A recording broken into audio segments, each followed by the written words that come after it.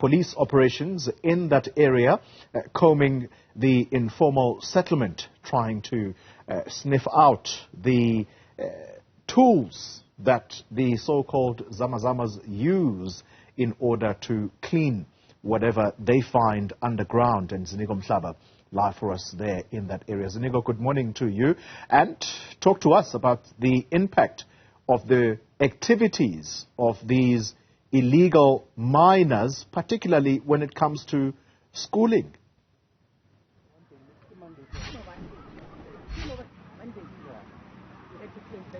Well, Polly, one of the things actually police officers gave us insight into is the issue of how even the local schools here are starting to feel the pinch. Actually, some have been feeling the pinch since the beginning of these mining activities, especially when the mining companies moved out of the area. So I'm at Exeter Hazen Primary School, a primary school located along the main reef road, just next to the Riverlea area. It's the most affected school, if I may put it that way, because it's sharing a border with the actual former mine itself. There's a big hole where this school is located. Actually, that's just separated by a fence. But where I am right now, I'm on the grounds of that particular school. On my right-hand side, there is one of the oldest park. Actually, it's a site where the very first gold was discovered here in Johannesburg. And I understand the school we're at is over 100 years old. So it's a very, very important school. It's a school that also has serious heritage as far as its history and the number of people who have studied in this particular school. But now they're having to deal with issues relating to illegal activities. We understand that the students or the pupils in this particular school are exposed to gunshots or on daily basis or on weekly basis.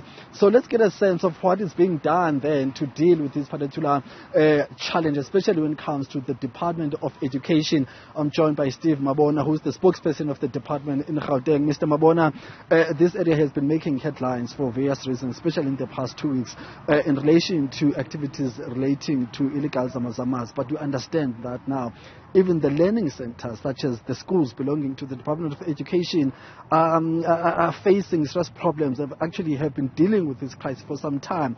What do you understand as the Education Department about this problem? Thank you very much. Like as we've already indicated, this is the most affected school because it's just on the border of what is happening here as in illegal mining.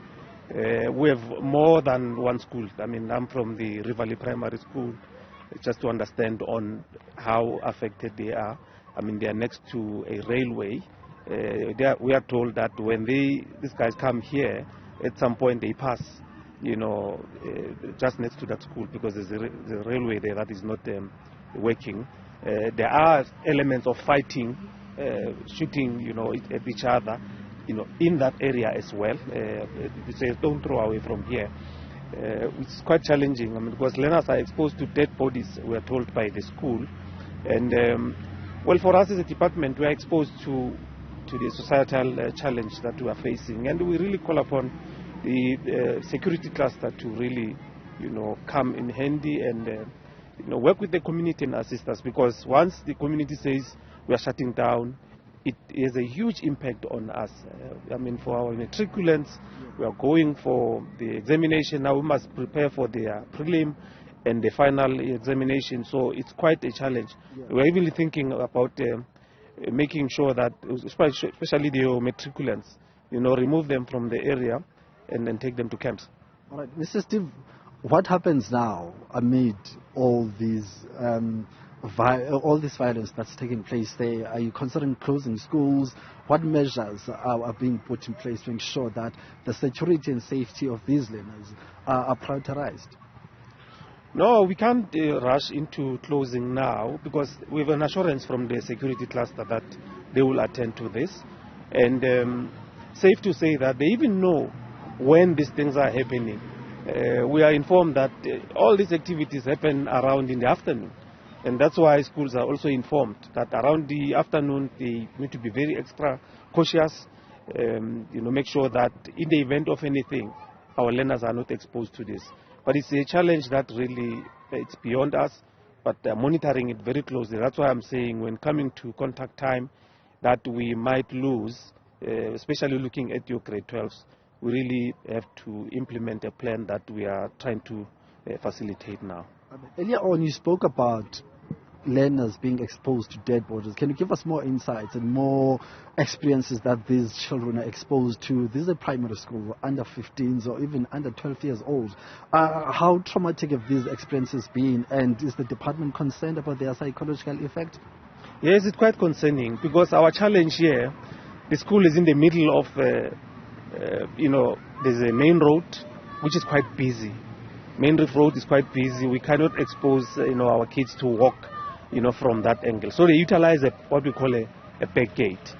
So the back entrance, that's where at some point they will then be experiencing, exposure of these dead bodies. And we are working very closely to make sure that each and every time there's such, we have a psychosocial unit that is working very closely with the schools. But hence we are saying the security cluster need to, work with us, and to a certain extent that if this is not resolved, we'll then probably have to utilize the main road, make sure that we work, because the school is a stone throw away from the police station. So the patrollers, we need to be working very close and make sure that at least there's a safe passage for learners to come to school and they are in a position to live. But when you look at the road, as I'm speaking to you now, it's many cars and there's no stop sign that is stopping people from saying, stop, there's a school here. Yeah. So it's a challenge that we really need to work at and make sure that we resolve. Thank you very much, Mr. Mabona, for your time today. Steve Mabona there, speaking for the Gauteng Department of Education, giving us insights and also sharing the experiences that these learners are exposed to. As I said earlier on, this is a primary school, a very, very historic primary school. But as we drove into this particular school, indeed, as Steve said, there is no signage that says learners or even motorists need to slow down because the children themselves might be exposed to the dangers of the road. But on the other side of this particular school, there's this particular mine site. So it seems as if the school is actually in between two dangers, which is the road and the mining activities themselves. So that's the situation here, Oli, at this particular primary school in Riverlea. All right. Thank you very much, Ziniko Mhlaba, live for us there in Riverlea, an area that is at the moment under siege, if you like, from the activities, illegal activities by the so-called Zamas. All right.